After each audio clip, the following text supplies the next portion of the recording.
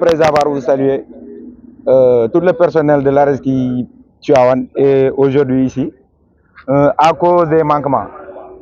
Je veux dire, on paye ici les salaires, on les paye tard.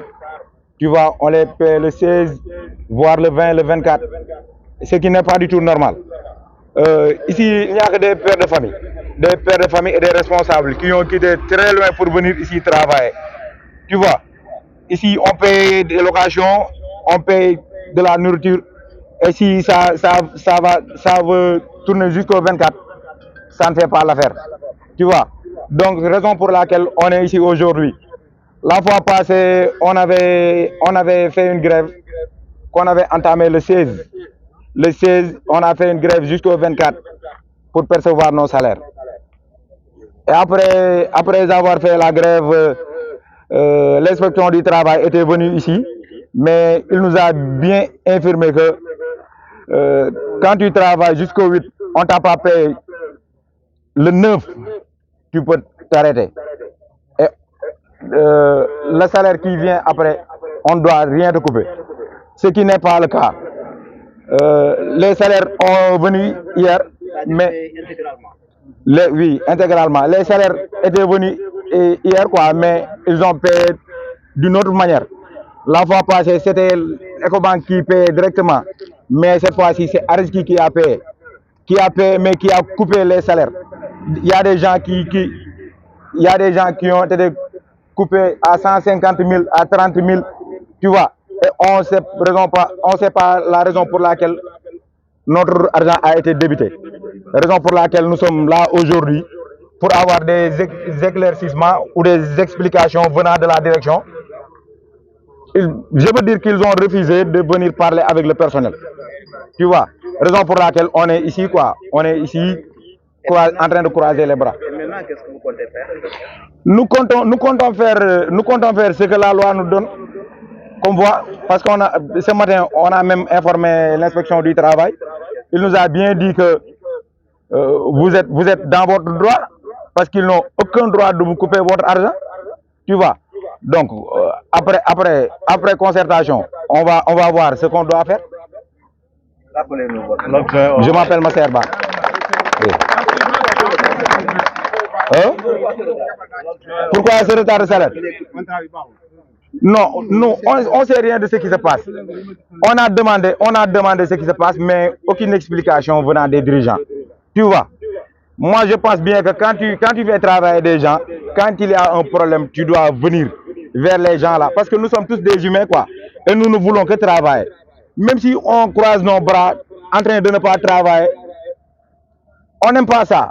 Nous, on ne voulons que travailler pour la réussite de ce projet. Tu vois, mais quand des personnes sont en train de travailler ensemble, on doit se respecter. On doit se respecter. Au niveau de la direction, qu'est-ce qu'ils ont dit? Ils nous ont rien dit de clair. Parce que tu viens sur celui-là, tu lui dis, mon argent a été coupé, c'est pourquoi il te renvoie autre part. Tu vas là-bas, on te renvoie autre part. Tu n'auras aucune explication claire. Raison pour laquelle on est ici aujourd'hui, quoi. On veut vraiment une solution durable vis-à-vis de ce travail et vis-à-vis des salaires. Tu vois, parce qu'il y a des gens qui n'habitent même pas ici au Sénégal. Tu vois, donc ici tout est payant. La loyer, le manger, tout. Et tu dois envoyer aussi ta famille. Tu vois, et que quand on tient ton salaire jusqu'à 2 mois sans te payer, tu vois ces précarités-là que tu vis, quoi. Tu n'arrives même plus à sortir parce que tu as des dettes partout.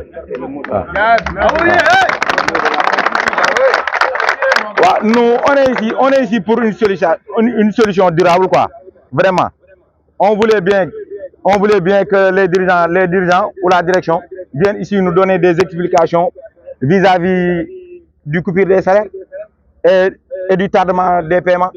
C'est tout ça. Si c'est ça, si c'est réglé, si ce problème est réglé, nous, on n'a aucun problème. Nous ne voulons que travailler, monsieur. tey jii yéen a ngi dajaloo ci buntu Areski yéen nag ngeen nekk ay employés yoo xam ni ci société bi ngeen nekk ñu leen daan gis ci biir ngeen di dóor waar tey ñu gis leen ci biti ngeen taxaw lan mooy sababu taxaw bi. wàccuwaay parce que yéen fii yéen la ñu nekk liggéey bi fii la nekk kon lépp lu ñu am ci wàllu jafe-jafe war nañ cee waxtaan ak yéen ngeen jàllale ko ndax luy suñu jafe-jafe mooy maanaam ñun ay liggéeykat lañu yoo xamante ne ay jàmbaar lañu parce que bu liggéey jotee dañuy liggéey kenn ku nekk xam na ne ñun ñoo ngi liggéey di doxal di dugg rendement di xëy heure bi ñu war a xëy di wàcc heure bi ñu war a wàcc mais dañoo am problème boo xamante ne nii dafa yàgg te vraiment tey moom dafa dem ba dafa jàllukaañ parce que problème bi mooy maanaam problème mu salaire la day yéex a ñëw des fois ay le 20 ay le 24 ay le 15 ay le 18 lu ci nekk fayal nekkoon nañ ko fi mais période tabaski bi dafa ñëw léegi ñu war na jox ay avance tabaski joxuñu ñu ko fayuñu ñu suñu salaire encore léegi ñu dem ba affaire bi dépassé ba le 8 am na ci ñoo xam ne sax maanaam biñ ne suba la tabaski ci lañ jox seen salaire kon loolu doon na affaire boo xam ne bu métti la mais bi ñu demee ba nga xamante ne nii affaire bi jàll na léegi nag bi ñu demee ba le 8 passé ba le 12 le 16 ci la ñuy doog a taxaw bi ñu taxawee léegi semaine boobu nga xam ne moom lañ taxaw ñoom loolu la ñu dagg ne kenn ñii ñu dagg leen ay 100 000 ñii ñu dagg leen ay 50 000 ñii ñu dagg leen ay 80 000 ñii ñu dagg leen ay 150 000 loolu nekk affaire boo xamante ne affaire bu métti la ñu dem ba mënuñu koo muñ parce que nag wax dëgg yàlla luy doy dafa doy parce que fi mu ne nii dem nañ ba affaire bi yéem nañu jaaxal nañ parce que ñun dañu nekk ñoo xamante ne am na ñoo xam ne dëkkuñu fi ñii di fay ay location ñii di fay ay bool frais yooyu yëpp jàpp ñu affaire bor topp ñu dem ba seegi daanaka sax dañuy xaw suñu sutura loolu moo nu métti ba tax ñu xëy taxaw. yàqunu waaw loolu amee est-ce que dem ngeen jàkkaarloo ak kilifa yi.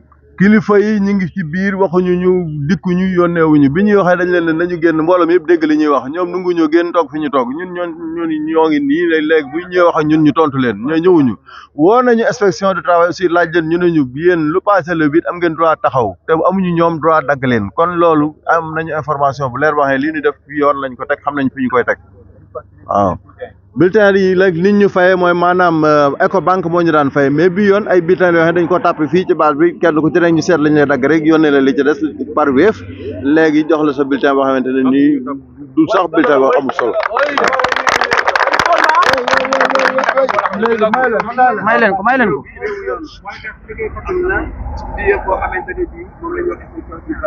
ndax dem ngeen fa wala demu leen fa. inspection demoon nañ fa bi ñu demee inspection maanaam li ñuy waxtaane woon mooy maanaam yéen bu ngeen liggéeyee ba mu passé le 8 kooku yéen am ngeen droit ngeen taxaw ñun dem nañ ba le 16 ñuy doog a taxaw léegi ci suba si bi ñu taxaw itam woo nañu waa inspection xamal nañu ne yéen a nekk ci yoon mais bu leen neex ngeen bind plainte waaye da ngeen koy indi ñoom ñu seet li nga xamante ne moom la leen yoon may ñu teg leen ci yoon. léegi nag jamono bi léegi lan ngeen nar léegi. li ñu nar mooy benn affaire la rek nañ ñu delloo li ñu daggal ñu dem liggéeyi leneen laajuñu ko ñun yàquñu taaluñu defuñu leneen ay liggéeykat lañ yoo xamante ni dóor waar rek moo ñu fi indi njaboot moo ñu tax a jóg pour ñuy liggéey di yóbbu suñu njaboot nañ ñu fay li ñu daggal ñu dem liggéeyi leneen bëgguñu ko.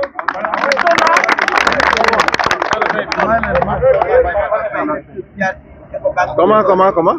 tey ngeen dem bañ leen di fay ci anam boo xamante ni bii. dafa mel ni daal maanaam dañu leen a doyadal su ñu déggee seen kàddu. waaw lan moo indi loolu exactement.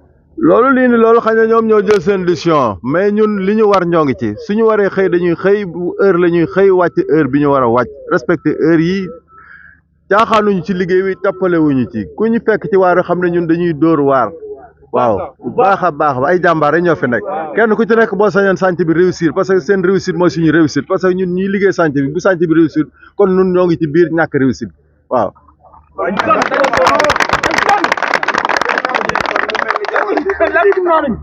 liggéey bi taxaw na parce que ñun ñoo yor liggéey bi ñi yor liggéey bi bu ñu xëyee taxaw liggéey bi mënul dox parce que ñi yor liggéey bi da nga leen di fulaal bu problème amee nga ñëw waxtaan ak ñoom bu fekkee yéen da ngeen a nekk en situation ngeen xamee ne situation yi moo war a léeg-léeg lii ñu xam mais bu fekkee ne da nga yor ay employé doo génn wax ak ñoom li ñu man mooy laaj li nga xamante ne ñoom liggéey nañu parce que li ñu liggéey ba weer de dañ leen a war a fay seen salaire loolu la ñu war a def.